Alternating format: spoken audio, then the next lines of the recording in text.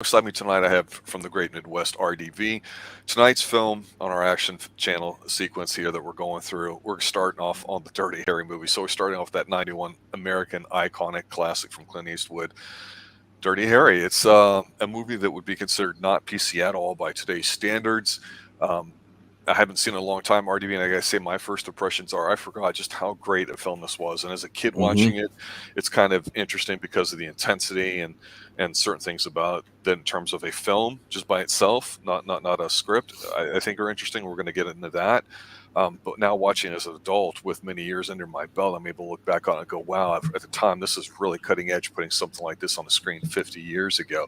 Not just with the topics that they deal with, but in the way they do that stuff too. And two shits not given by Clint Eastwood, and fantastic film overall. 4 out of 4, whatever you want to call it, 10 out of 10. This is as good as it gets from Clint Hmm. Eastwood. What's your initial thoughts? I saw this. This was about my third, probably second or third. When I saw this back in the early '90s. That's why I did. Okay, I was born '85, so I watched all the movies that were awesome that people talk about back in the '90s, late '90s, and watching it again, it just reminds me of this. Like, this is what we're missing from television. This is what we're missing. If you're gonna do a cop movie or a cop show, you gotta have the guy.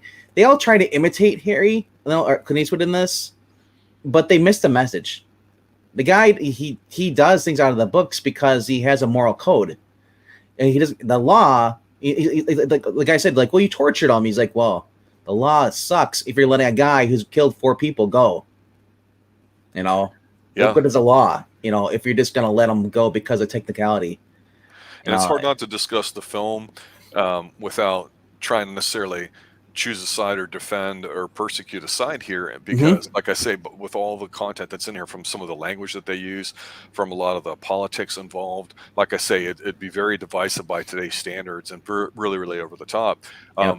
So talking about from the film's perspective, let's just start by just talking about what's going on in it. You've got a movie set in the early 70s in San Francisco. I think one of the things I wanted to talk about first is the city of San Francisco itself.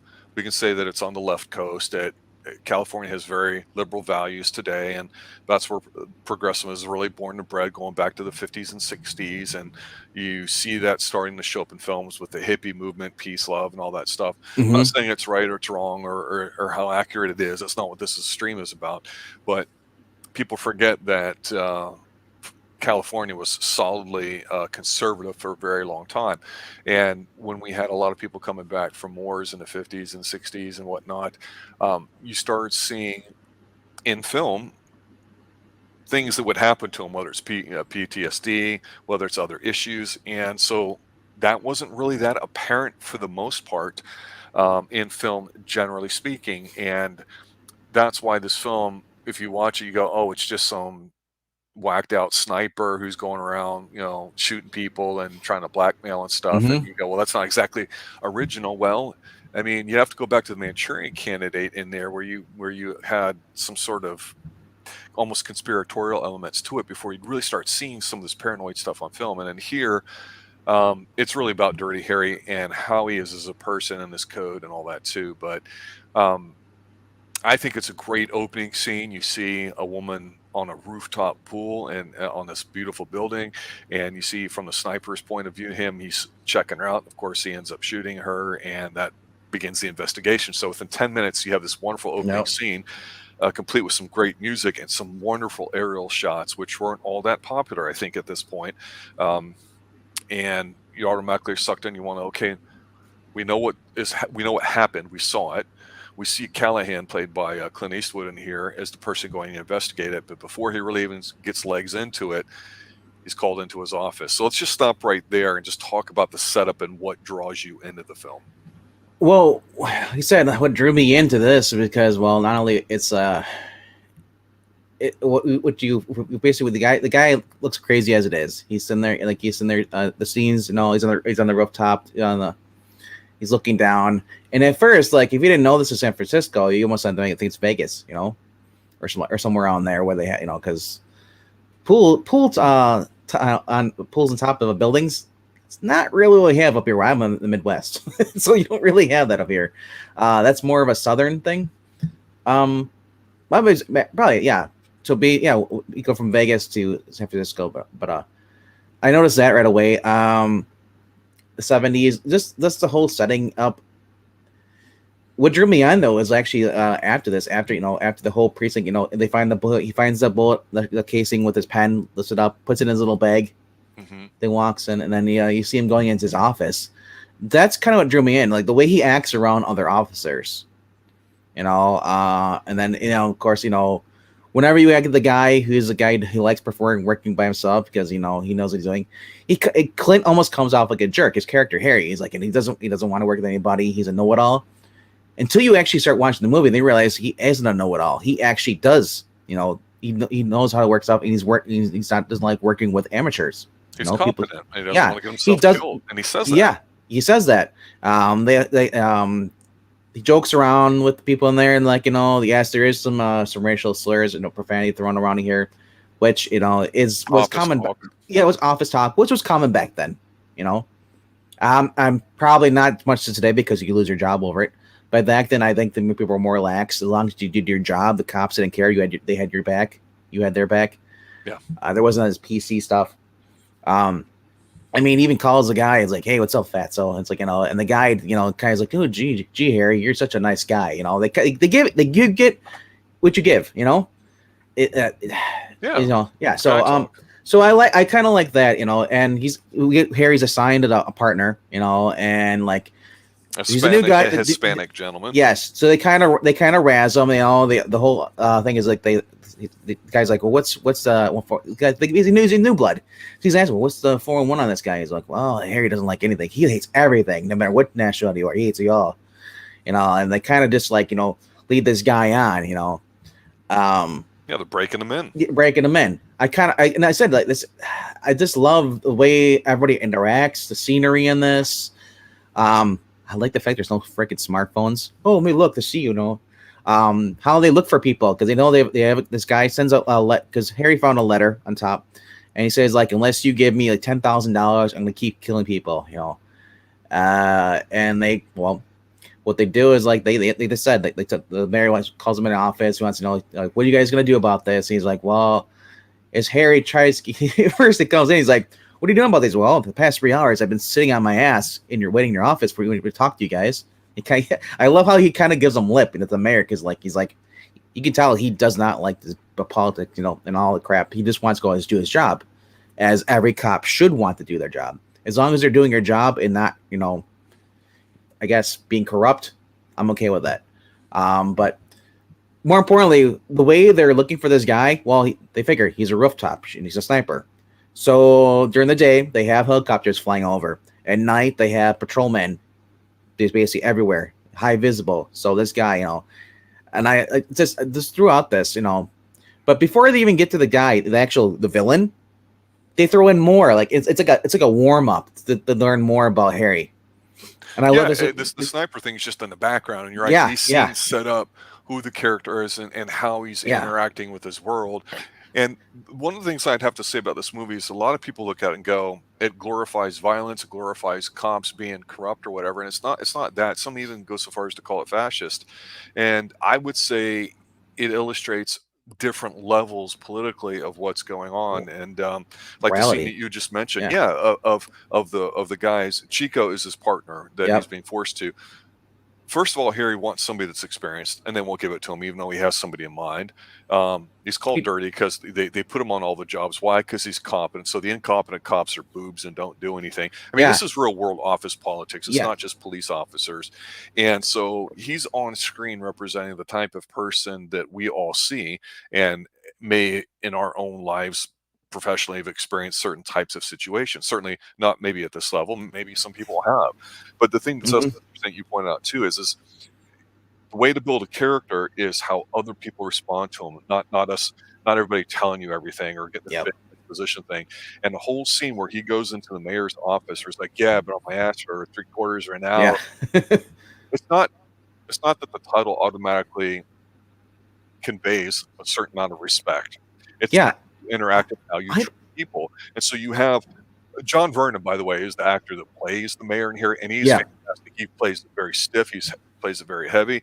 He's the guy that we know of, and he's the very famous guy in many of our earlier sound effects and some of our action films that we do here on the Xtreme Movie Show. Is the guy that would go 0.0, and he was also because he was in Animal House, he was that guy, and then he was also in Killer Clowns and a bunch of other things. He's awesome in the role, and he conveys this. I'm a mayor. I have 1% of my current vision on the underlings beneath me, and just the way they're talking and interacting, you totally understand what's going on here. And even his boss is kind of like, even though he knows Harry, he's kind of like in the middle of both. So you go, wow, they have all three different levels here of, or even really four. You have incompetent sociology major degree guy, which Harry says to him, hey, Chico, I just don't want to die on a job, and I don't want you dead either, from college, and yet you're automatically my partner. I want somebody that knows what they're doing. And it's not an insult, and he doesn't say it like he's putting them down. And that's where I think over the years people have totally said this character is a complete jerk, and it's not. He's not. He's speaking his mind. He's assertive about it, and for some reason that really triggered a lot of people about this film. He's much older and than Chico's coming, and Chico's like probably in his 20s, and Harry's probably he was probably 41.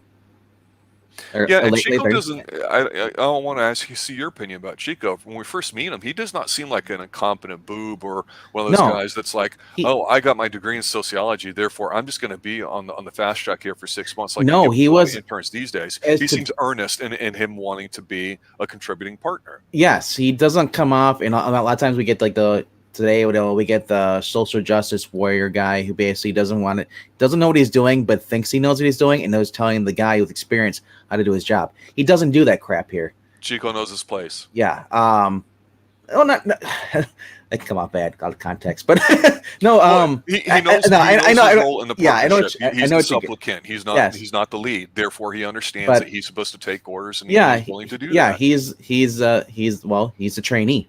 Right. He's not striving for equity. No. And that's what really helps up the movie, because you want to focus on what Clint's doing here and how he's interacting with people, which really helps out the movie, I think, overall, because without that, he goes just straight after the people and just the villains, and it's just him, and there's no repercussions. I love that how there's actually repercussions, because he's skirting the line. Yes. And that's because he has his own moral code, but where society says like, well, you can't do that. People have rights. He's like, do you think I care about this killer's rights? Because when they finally just catch the sniper, right, the Scorpio guy, and like he stepped on his leg, and he wants to know because there's a girl being buried. She was buried somewhere, and she's suffocating to death. At this point, he doesn't know if she's alive or not. So Harry he's like, yeah, I got rights. So he's like, screw your rights, man. Because Harry shot him in the leg, and it steps on it, and, and they find the girl, but she's dead, And I hated how like the judge is like, well, it's constitutional, he can't, because illegal search is like illegal search. It's like that. So you're gonna let a killer go? I mean, it really makes you. It's all the political issues that people think have only existed for the past 10, 15, 20 years, whatever. They've been going on for a long time, and they'd gotten to the point in progressive San Francisco where this kind of stuff was actually happening. This wasn't just made up for a movie. And did he go a little too far? Everybody would tell you yes, and everything else too. So we can understand how that's the case, but at the same time, it's just we're frustrated watching it because we understand what's going on here, and we go, well, Harry's right. So there's at least two scenes that I know that people always remember this, in this movie. The one is the bank rob, basically the bank job. He's sitting, he's eating a hot dog, and he tells the guy at the diner, he's like, hey, what's that tan Ford still sitting there? Scene. It's a great scene. Yeah, I love it how they sets it up. He's just in the diner. He's like, yeah, it's still there. He's like, so I don't know if it's running. Well, do you see the smog coming? He's like, oh, that's horrible. The things polluted. I love it. It's like, and so it makes it even more funny because it's in California and talking about smog and stuff. I'm like, really? But you know what you see right there when this setup's going on? Yeah. Let me add one thing to this, or two things. One, there's music playing on the background, and it's some soul music, and they keep it playing during this entire build-up and scene, and even afterwards, where it just adds to it. The score for this whole movie is fantastic, amazing. The opening, it's this jazzy, funky kind of thing. Music is absolutely incredible. That it's just tremendous all the way start to finish. It's And an incredible score. I like how the shoot that scene doesn't. It makes it feel like in the back of our minds, where we would remember that it's like, wow, that scene it lasted longer. No, it actually goes by pretty fast. The bank robbery scene, the shootout scene, Yep. He fires 6 bullets. But when he gets to the first, one of the guys shot, he's still alive. And the guy's with shotgun. And he's like, he's like, yeah, this is the scene that sold the gun that everybody went and bought after this movie. He's telling the guy, is like, this is a Smith and Wesson double action, a 44 Magnum, blow your head clip clean off. He's like, now I'm not sure. I lost count on the shooting. It's this whole, did I fire 5 or 6? And he's like, gotta ask yourself. And this is what people always get wrong. He's gonna ask yourself. You ask yourself, do I feel lucky? Because most people say, do you feel lucky? That's for whatever reason people confuse the I and the you. Yeah, and I know. Yeah, that sounds. And we don't need no stinking badges. So then this is what kills me right here. This is the part that I love about the scene. All past that, he goes. He's like, the guy kind of backs off. He's laying like the criminal, and then he walks away. He's like, I got to know, and he turns around, aims the gun at the guy's head, pulls the trigger, and it clicks. And he's like, you son of I love the setup of that. I mean, that's just so tense. He's like, it's perfect. Yeah, because if you're not counting, you're like thinking, like, did he have 5 shots or 6 shots? What did he fire? Because if you're not, because it goes by so fast, you gotta, because there's one you hear when there's one gunshot, you hear it, but you don't see him firing the gun.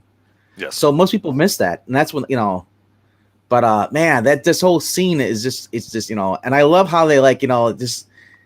What did they say before this? The mayor says, I don't want another incident like he had in Philly. He killed the guy with the meat cleaver at the heart on chasing the girl.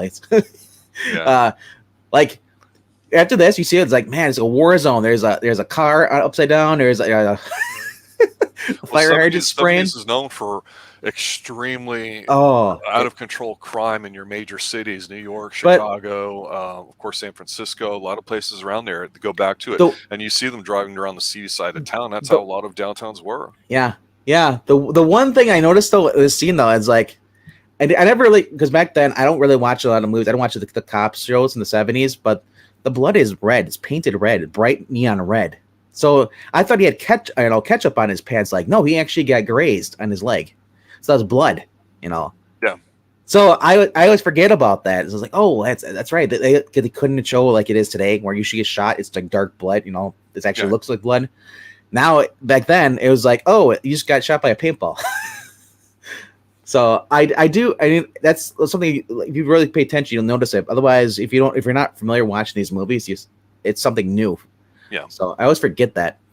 One of the things too, I think that really helps out this movie is, and I want to take a minute to talk about it and relate to some of the other stuff we've done here on the Xtreme Movie Show. I mentioned before how the music, I think, is absolutely fantastic. Layla Schifrin did the soundtrack and has done a lot of really, really good stuff. Mission Impossible film, a theme to it. Bullet, Enter the Dragon, Rush Hour. I mean, just really good stuff. But the actual quiet character in this film is the city of San Francisco. And so we think of San Francisco in film, it's unique geography where it's at. It's very picturesque, not just with the Golden Gate, but with the fog and the different things. Of course, a lot of people that are Alfred Hitchcock fans, Vertigo immediately comes to mind to it and really uses San Francisco as a place for it. We've covered The Dark Passage with Humphrey Bogart as well. A year or so ago, we covered that, and that made really good use then of putting San Francisco on film. Of course, that was in black and white.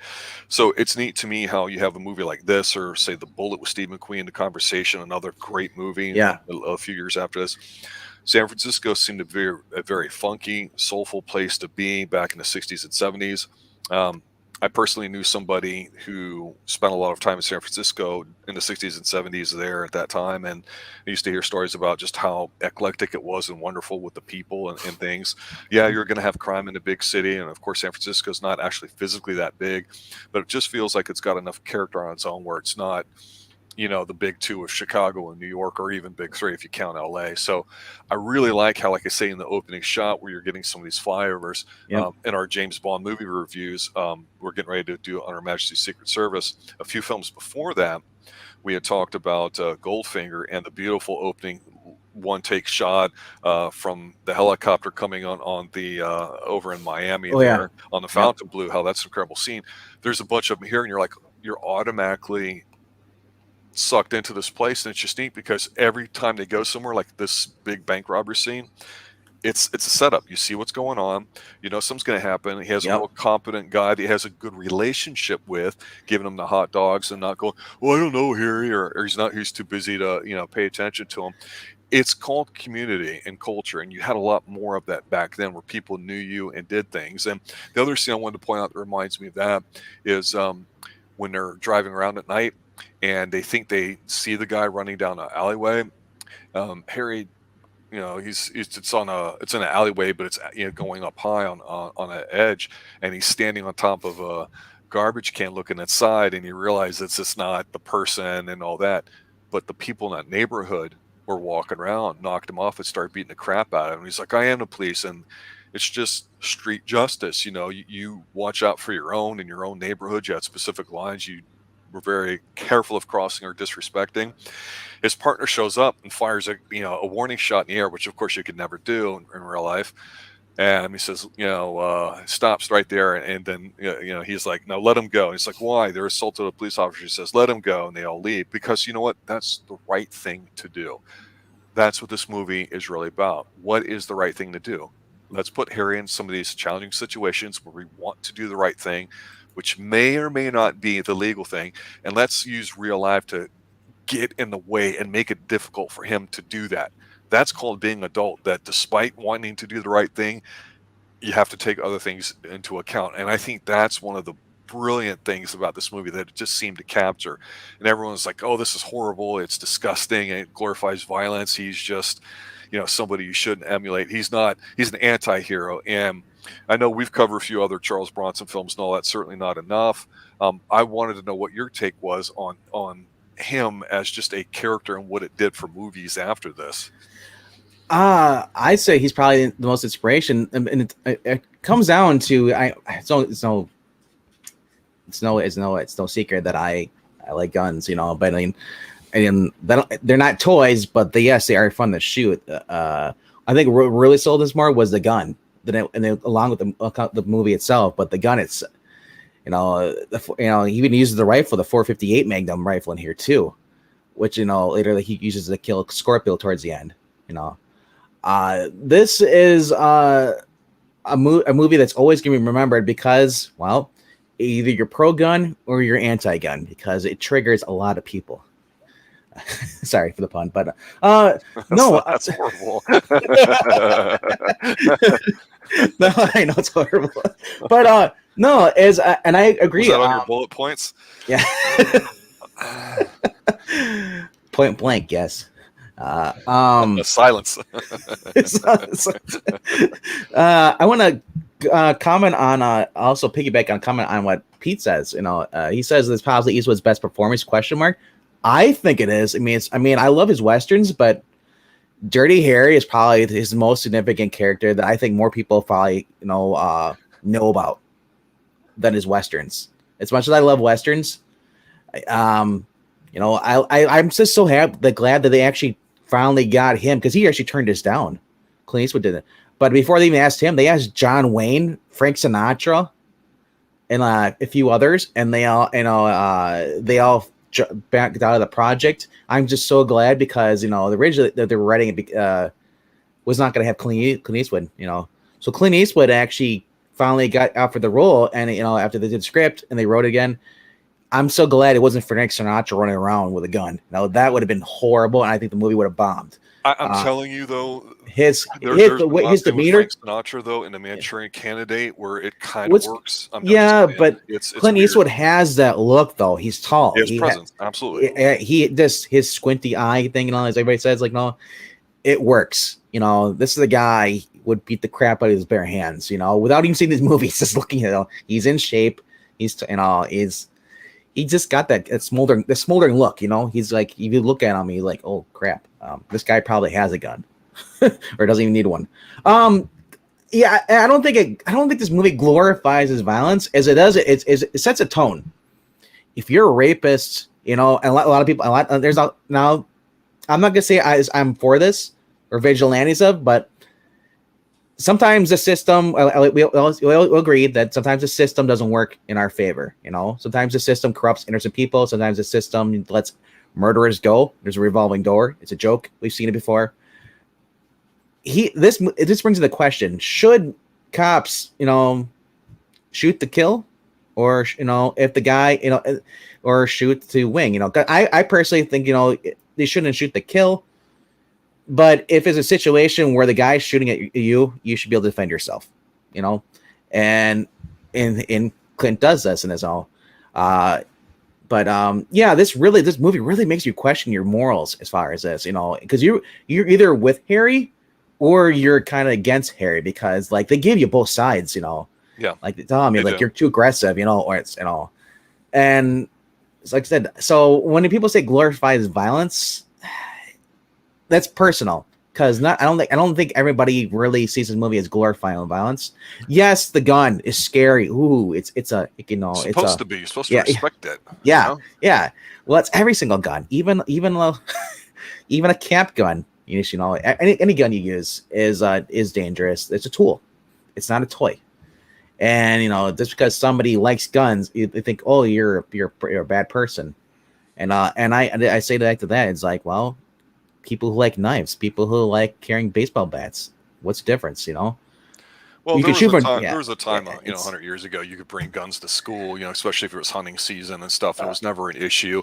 And to me, like you say, when they show both sides of it, I think that's the beautiful thing about this is they don't try to be subversive in the writing of Harry Callahan here. They like I say, within 10 minutes, we know what the setup is. We don't know why this guy's gone off his rocker initially, and he's there in the background. It's his interactions, not just with the political side to it and his actual job. It's him as a human being, the way he interfaces with Chico a little bit, because we've talked about before how a lot of films in the 80s, you get like this buddy cop kind of thing. Lethal Weapon immediately comes to mind. I've always talked about T.J. Hooker as a joke, but to me, when you look at T.J. Hooker, some people go, well, that's pretty violent by 1980s standards socially, and I'm like, it's T.J. Hooker, it's Shatner, come on guys.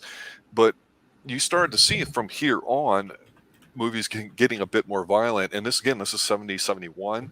We talked about how by the late 70s, 1980, let's say, with all the slasher films that have started to get popular thanks to Halloween, that I think audiences were not afraid to have a bit more violence, because again, when you start having a gun being shown, you didn't have to show it firing, but then you show it getting fired, then you have to show it hitting somebody. It's like you can't unsee it or take it away the more you do it. And so I think as slasher films kind of had to up the violence just to kind of keep you interested, it also devalued how it was. And to your point, that gun scene is the one thing everybody remembers. They may not remember the exact same film, because there's similar scenes like this in later films, which again, if you're like Ron, you mentioned here in chat about the continuity of it, if you know this film and you may not remember the second or third one, and you go see the fourth or fifth one, there'll be similarities to it, and they've always kept that tone to it.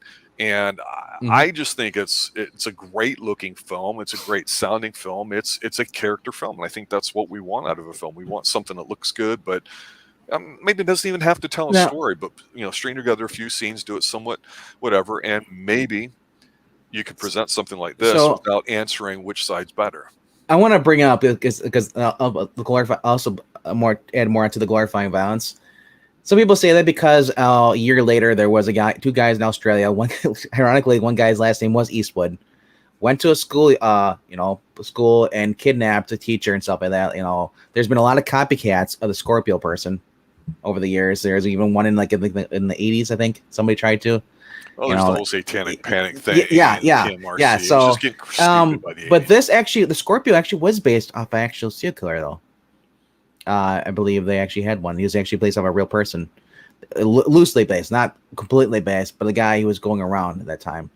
Remember, he had Son of Sam, one of those guys, But yeah, so I can see it. Yes, there's always gonna be people who are gonna say, "Oh, I saw this movie. I'm gonna imitate." Because there was a guy who he saw the whole bus thing, and got the idea to do that.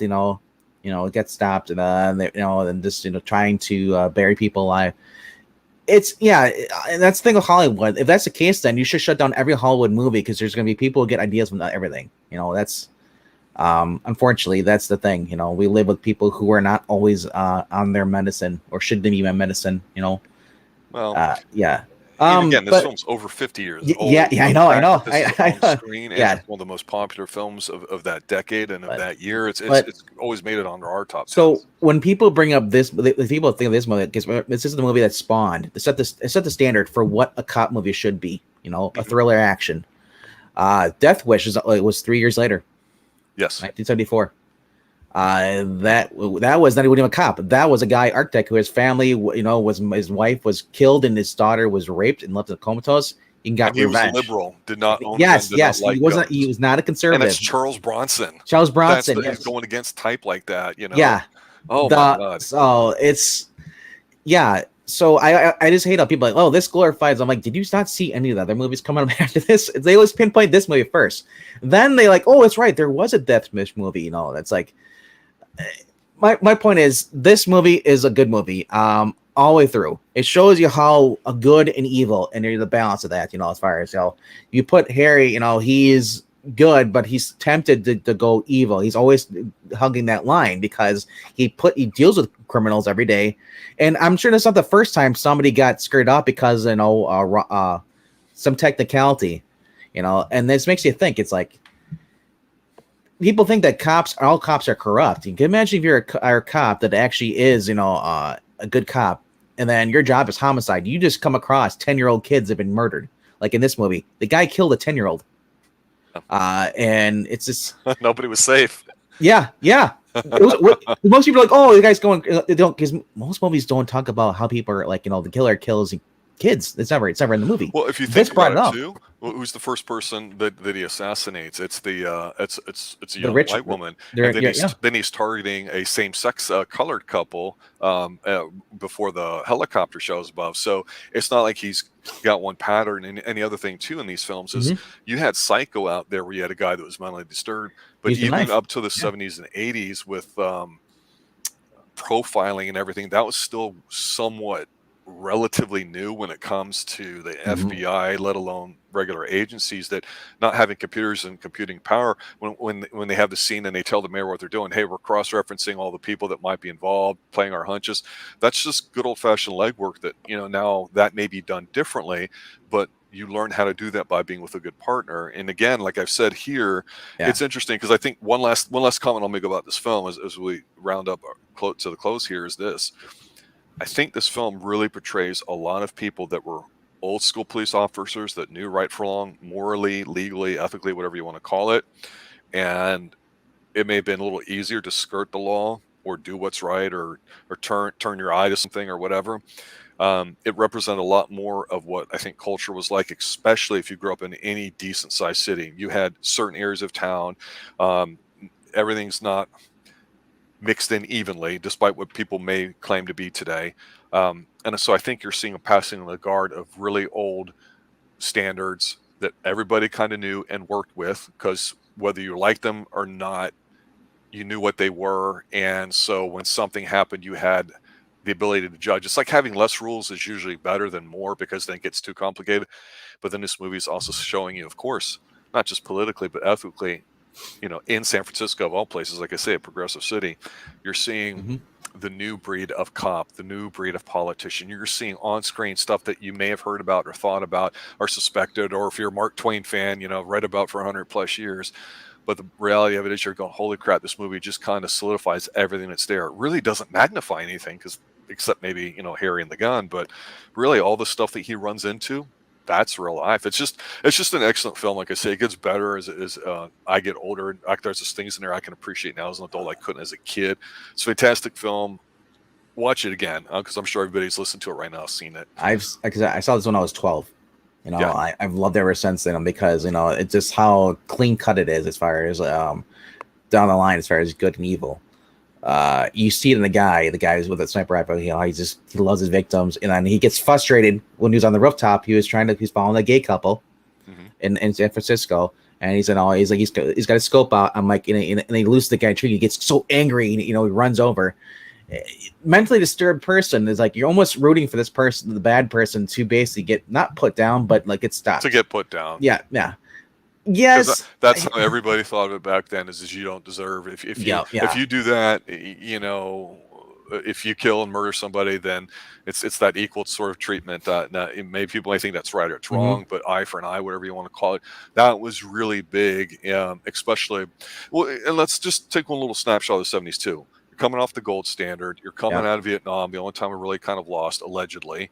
Um, so you had one of the greatest boom periods there in the 50s going into the 60s, that now all of a sudden you've got people not wanting to go to war, people Yep. wanting their families money, people not wanting to work, people wanting to do things different than what Yeah. seemingly was in the American culture at the time. So the '70s is a time of upheaval is definitely there too. Your money's not worth as much anymore. Women are entering the workforce a lot more at that time. You're also having a lot of progressive policies and in the '60s start to really become a big part of what's happening. And again, whether you agree with them or not, that's Uh, just the way it goes there too. I mean, let's not forget that Clint I Eastwood was in another great movie yep. this year called Play Misty for Me, which has a woman as a psycho. Yeah.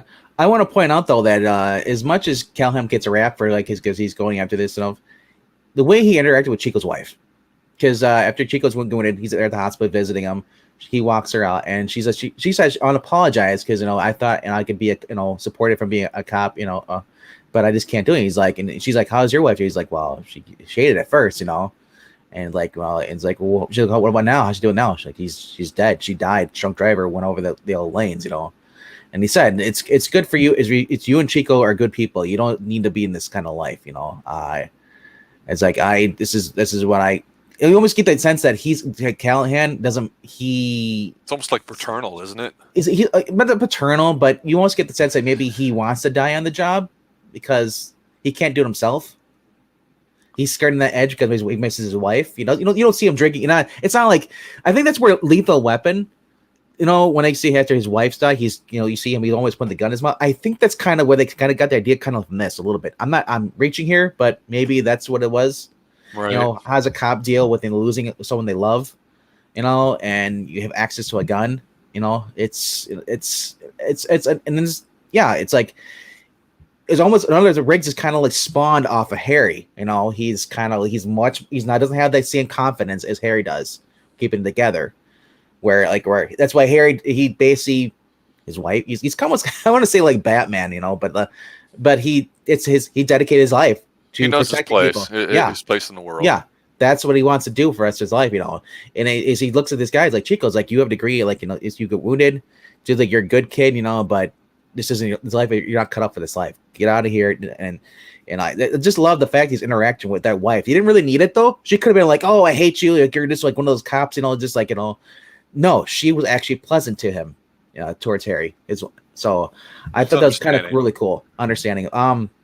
But I love the end of this movie though. Yeah, you're going to kill him. He gets what he deserves. She gets shot, and Harry throws the badge into the pond. The quarry. At the end, and I love he's like a man's got to know his limitations. So it is all the way through. It is a good movie. Now, if you go into this movie, any movie, you go into a movie thinking like, oh, this is gonna be a horrible movie, it's all about gun violence, then you're probably not gonna enjoy it. But because you're gonna miss everything else. There's subtle hints in here as far as like his personality and then the morality. Do you side with the mayor or side with the chief and just like, well, just give him the money so no one else gets hurt? Or do you actually go after the villain, and let the cop actually do his job? He wasn't there to go to murder him, but he had no choice. The guy was going to kill another kid. It's like he's either it's what does he do? The guy shoots Harry and then kills the kid, gets away with it, go to kill on more, or he basically does what he can and puts his life on the line and shoots the guy. It's those tough decisions, and then people don't realize that. I'm not saying every cop's put in this situation, but for the ones that are, especially the ones of homicide doing stuff, a lot of people have. And I don't say it a lot of people because I think the news skews it. I feel a lot of people hate cops. And as far as media, I think it's probably 50-50 or maybe 60-50. We don't really know, but most people they've never been in those situations, so they're know-it-alls. I was just saying, I just know I couldn't probably stomach being a homicide cop. I would get angry at the world too.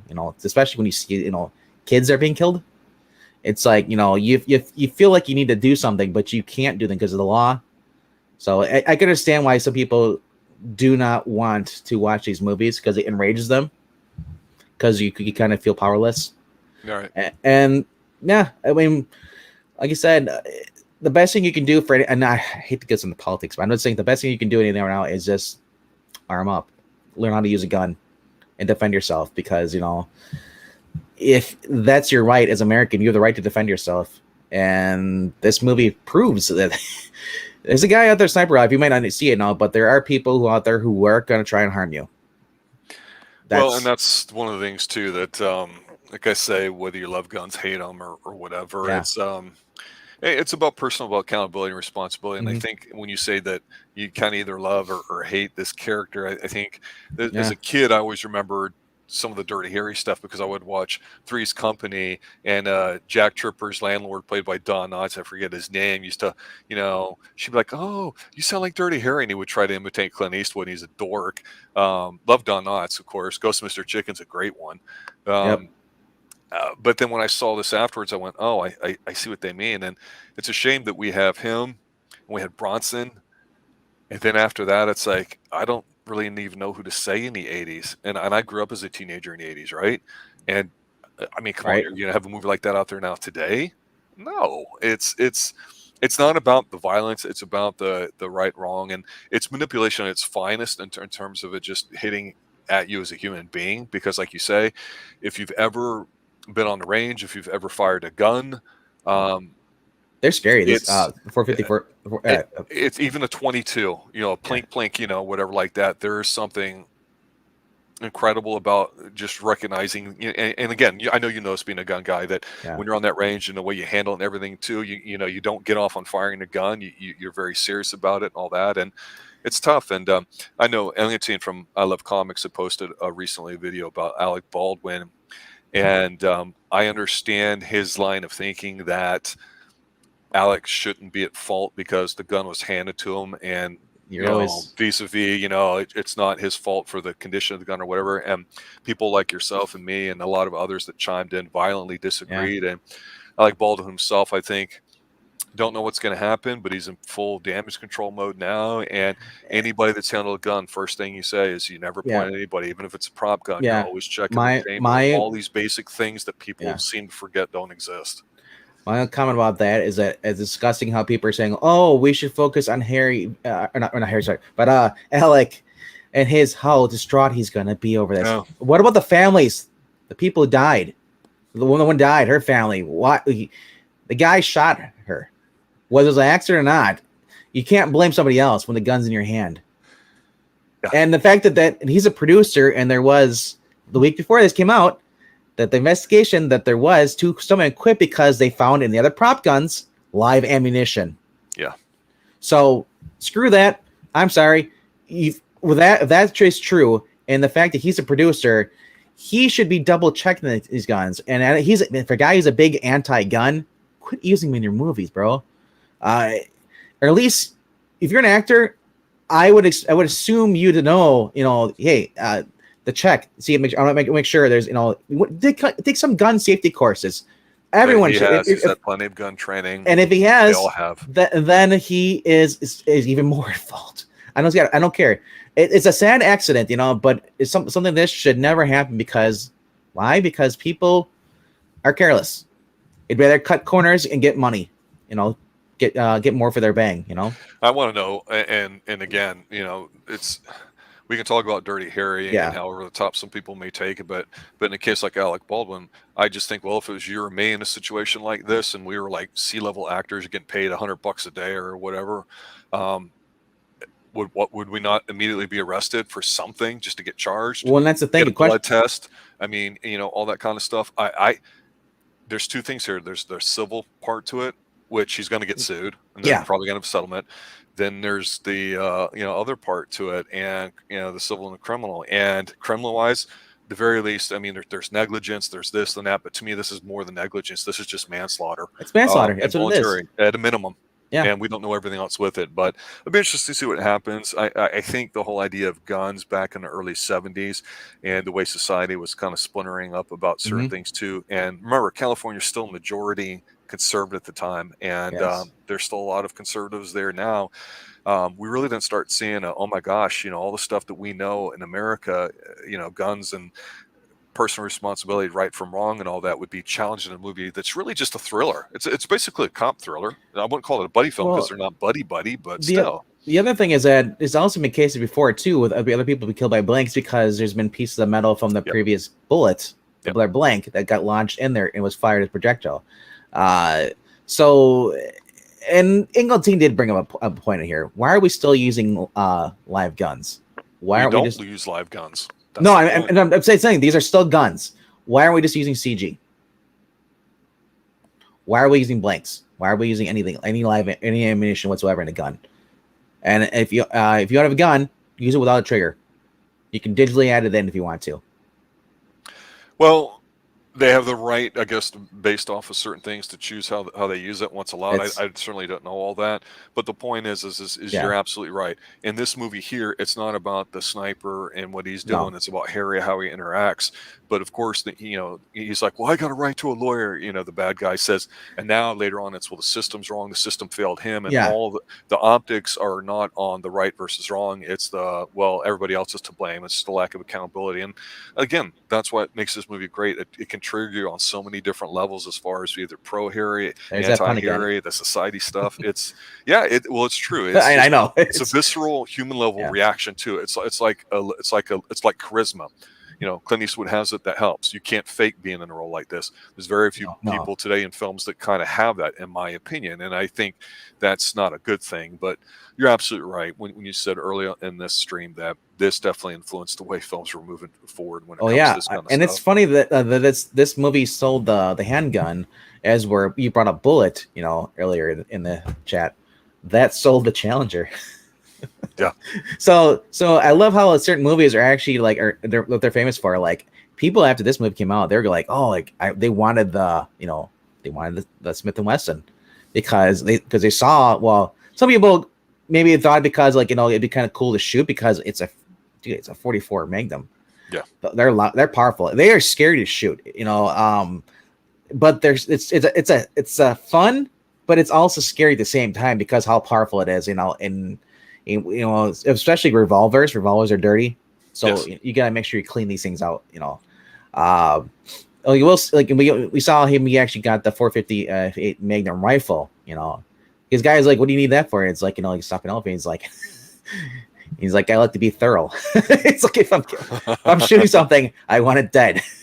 Well, that's rule number one. If you're going to draw it, you're shooting to kill. Yeah, right? And you that's don't draw it that's just the to thing. scare somebody or fire. No, you never do that because then you shouldn't have a gun. Like I said, but it also legally is not a good thing too. I fired a warning shot. No, you fired because your life's in danger. And that's the other thing. The other thing I'll point out this is being a guy who likes guns. When the cop at the end, or when Callahan's getting beat up by the guys because they caught him like peeping Tom, but he wasn't trying to. He was looking for the actual killer because he went into like the place. They're beating him up, and here comes Chico firing the gun in the air. I'm like, Chico, you just killed somebody. The bullet comes back down just as fast. Yep. And Hollywood just keeps making that mistake, fire the gun in the air. And I guess, I think in one of the next couple of movies that actually Clint actually did himself. I'm not sure. Don't quote me on that. But it's gun safety should always be the first thing anybody touches a gun. And as the law says, you're the last person to touch it. That's why they're investigating him for the murder because, well, he shot the girl and the director. The director survived, but like I said, that's just the way it is. Yeah. That's why we have laws, because now he didn't intend to do it, but guess what? I didn't intend to run over that old lady crossing the road in my car, but it still happened. I'm still going to jail. It's like, it's inattentive driving, inattentive holding a gun because you're not making sure it's safe. You're pointing at somebody, just go, well, I'm doing a film. You pointed at somebody and it shoots off. You're still responsible. I don't care. Well, I was handed the gun. Well, guess what? That guy, your responsibility once you receive it. You have a weapon, a dangerous. it's like United States. Well, like if they had like Obama or those guys and all like, well, or anybody who drops the nuke. Well, I was handed that nuke. He's responsible. I didn't know the nuke was gonna explode. Well, let's close on this. Maranya makes a yeah. comment here about Magnum Force Clint Eastwood, who I thought in real life allegedly was anywhere from like 6'1", Yes. 6'2" to 6'3", 6'4". Don't know, but I know he's a workout guy. That he had to have a hand model for like proportions or whatever. And all I gotta say is a totally unrelated thing. Whenever I think of hand model, I think of two things. One, I'm trying not to be important here. I was a big fan of a TV show that played called Psych, which is like a buddy comic thing, right? Mm-hmm. And the lead guy there, Sean Spencer, was played by was it James Roday or whatever? James Roday, I guess, was in a commercial. I don't know if it was for a beer or something like that, right before Psych came out. And it was him lying with a stone face expression to like all these beautiful women about something. And his last thing would be like, and he'd do the jazz hands thing or whatever and be like, I'm a hand model. It was so good. Yeah. And then when Psych came out, I'm like, I don't know if I like it, but it's got the hand model guy and let me watch it. And I'm like, God, that's 40 years after Dirty Harry came out. You know what? I think we'll close on this. I think probably the closest thing that I can think of off the top of my head, and this may be subject for a follow-up later on as we continue probably next week or the week after due to the second Dirty Harry film is this. Mm-hmm. I think The Punisher came close to capturing the essence of this. What do you think? Which Punisher? Dolph Lundgren? Not movie-wise, TV show. Oh, TV show. As far as the first season, yeah. The first season, yes, and like I said, yeah, he seemed more, as far as the morals, as far as protecting. You gotta get what's coming to you. Yeah. It was pretty good. I liked it, even the second season when he has he gets in a fight with the chick in the bathroom and other guys. It's just the way they capture this, and also in this movie too. You can tell that the people who are using the guns will actually look what they're know what they're doing, versus today where some people may not. You can tell they're an actor the way they hold the gun. Yes. And the way they sound. The way that when the gun sounds, and that's the thing though. It's like with Hollywood, a lot of people don't realize this, but a lot of people get injured or killed on sets, and Hollywood hushes it up. It's not maybe conspiracies because he's an NRA person, he's unlikely conservative. No, I'm just a person that sees how people cover stuff up. I don't have my tinfoil hat on, so I'm sorry. The way people deal with guns today versus back then, I think it's a case by case scenario. Because we've seen how even if social media influencers to hold the gun like this way, or they do this way, or they one-handed. A lot of guns you want to have like this, you want to have like that. So when you see a guy like this, that's a person that either he's a really good shot or they're missing, Well, back in the hood, we would know what where you're at because of the angle that you would hold your gun. So yeah. All right. Let me just say, obviously, thanks to you for showing up RDV and talking about this. I knew you liked the song. I didn't realize you liked it that much, but it's great. It's one of the series here over the next month or two. Yeah. Very popular stream. Glad a lot of people popped into some new names I haven't seen too much of too. So I want to say thanks to those guys. Pete's 1972 in particular. Maranya popping in. It's one of those films that I think stands the test of time. And when we talk about the second one, we'll see if there's a drop off in quality too. I'd like to let everybody know that just for newness sake, I created a Facebook page called Xtreme Movie Show 2 that we're trying to increase some active engagement here because we're getting close to being around 1,000 subs here too. I like to say thank you, and I appreciate the people that have started writing us recently about certain movies that they'd like us to cover. So we're looking forward to dipping our toe into some of those. It's always nice to come in here and talk about movies that you like too, and have themes and everything too. But it's also even more nice, I think, doing this, that people are like, hey, they want our take on something, and when try not to go overboard and really hate on it too much. Although the biggest John Carpenter mark on the planet, I despised Halloween. You can check out that review we did recently too. But there's a lot up here on the Xtreme Movie Show. If you got anything you'd like us to tackle, let us know. We'll be sure to get on that. Check out the quick thoughts there, RDV. Well, when we're done with this, I'll remind Rob to put the actual Facebook link in the actual description. But leave for those who are watching this after the stream, leave your comments. What your take on this movie is? Did you like it, or are you those people that thought it was like, it was too violent, or do you just prefer a different movie with Clint Eastwood? Do you think his westerns were better than this movie itself? Because I think this is probably his best performance is in this movie. It felt more authentic. It was almost like a refreshing watch. Like I felt Clint's like, okay, I can relax and enjoy a movie, and it can be good and Because intense. we've seen him in Western movies. To see him coming into this is like taking him out of the Western, like into an urban area. So it's like it might become a similar performance, but I think it's a little bit better. And like I said, he comes off as an angry guy in this. Angry. He's done with dealing with the crap.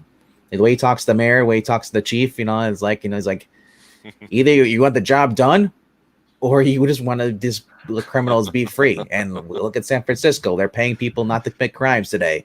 So we know how that turned out. There you go, ladies and gentlemen. Thanks for listening. Thanks for showing up. Have a good night, and as always, stay extreme. Later, guys.